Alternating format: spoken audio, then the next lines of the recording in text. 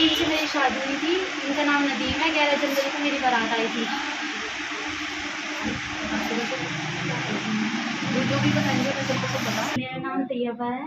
मेरी शादी 11 जनवरी को 2025 में हुई थी नदीम से। और ये मेरी मम्मी है रेशमा। सत्ती महल्ले से हूँ मैं। सत्ती महल्ले रुड़की नूर मस्जिद से। और मुझे इनके शादी के बाद पता चला है कि इन्होंने ऑलरेडी 3 शादी कर रखी हैं। और मेरे साथ मार पिटाई भी की इन्होंने काफ़ी। मुझे मारने की कोशिश की, मुझे डिटोल तक पिलाया। और इनकी सबकी मिली भगत है। सारे जितने भी हैं इनके सदस्य परिवार के सब मेरे साथ।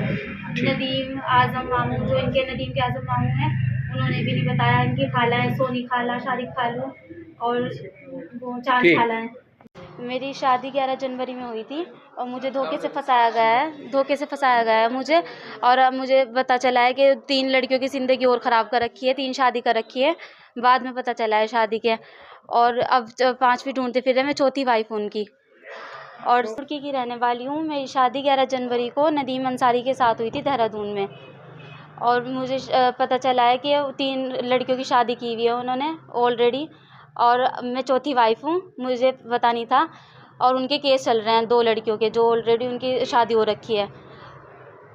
और कहाँ के रहने वाले हैं? वो देहरादून के रहने वाले हैं। शादी के बाद किस तरह का व्यवहार किया आपके साथ? शादी के बाद मुझे पता चला है कि मेरे साथ मारपीट भी की, बहुत ज़्यादा मुझे मारने की कोशिश की, मुझे डिटोल तक पिलाया, मुझे जला के मारने की भी कोशिश की।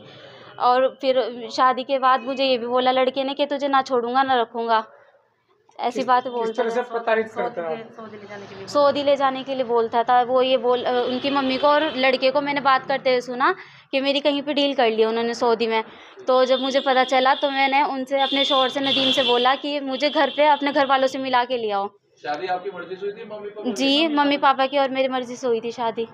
तो और पता चला औरों के साथ भी ऐसा ही करते? जी, औरों के साथ भी ऐसा ही किया हुआ है। सारे एविडेंस है सर मेरे पास, सब प्रूफ है। तो आपकी क्या मांग है, क्या कहना? सर वही पता चला कि मेरी वहाँ पे डील कर ली है किसी के साथ। तब मैंने अपने हस्बैंड से बोला कि मुझे घर वालों से मिलवा के ले आओ, फिर हम सऊदी चले जाएंगे। ये बात आपको बाद में चला पता कि उसने शादी कर? जी, तो वो मुझे घर वालों के लिए आए। फिर मैंने अपनी मम्मी से बताया कि ऐसी ऐसी बात है। फिर मैंने उनके ऊपर केस किया।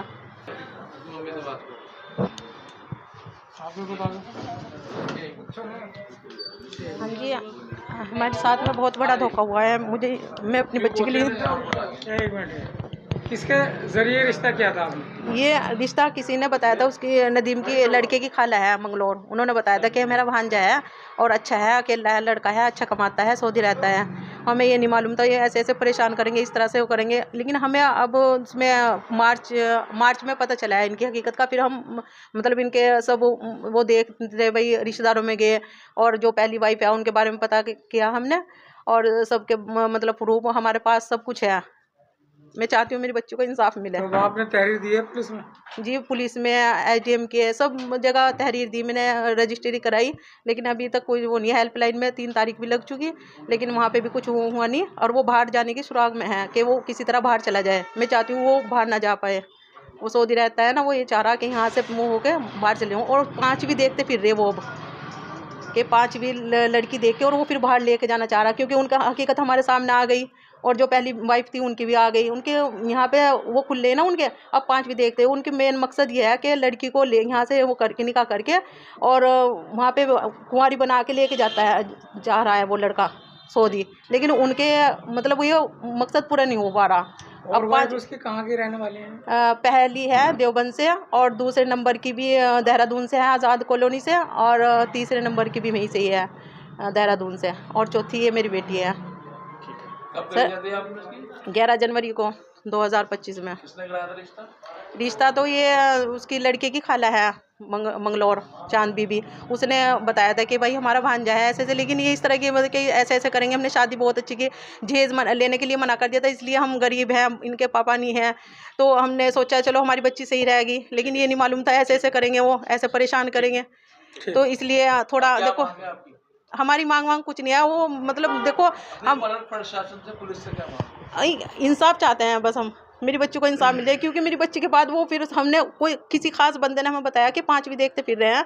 हम चाह रहे कि किसी बच्ची की लाइफ खराब ना हो ऐसे, और जल्द से जल्द कार्रवाई करी जाए उन लोगों पे।